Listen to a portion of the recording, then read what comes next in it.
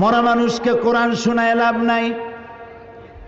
আল্লাহর নবী বলেছেন, মুমূর্ষ ব্যক্তির কাছে বসে কেউ যদি সূরা ইয়াসিন তেলাওয়াত করে তাহলে আল্লাহ রাব্বুল আলামিন মুমূর্ষ ব্যক্তির মৃত্যুর আযাবকে কমাইয়া দিবে। তো যখন মরতে পড়ছিল সেই সময় পড়েন নাই, ছেলেটারে কোরআন শিখান নাই, মেয়েটারে কোরআন শিখান নাই, বউতেও জানেন না, নিজেও জানেন না, মরে গেছেন। মৌলভী সাহেবদের মৌলভী সাহেবদেরকে আনিয়া, ভাড়া বললাম না, শব্দটা বেয়াদবি হয়ে যাবে, তাদেরকে নিয়ে আসছেন, আনার পরে ওনারা তেলাওয়াত করলেন। এখন বোঝেন ওরা তো ছাত্র মানুষ, হেফজখানা থেকে 20 জন ছাত্র নিয়ে আসছেন, ছাত্র ছোট মানুষ।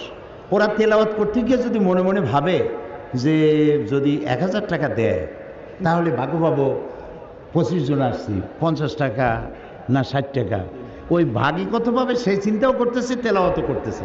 তো সে যখন ভাগে পাবে কত এই চিন্তা করে তেলাওয়াত করতেছে, আল্লাহর কসম কোনো সওয়াব হবে না।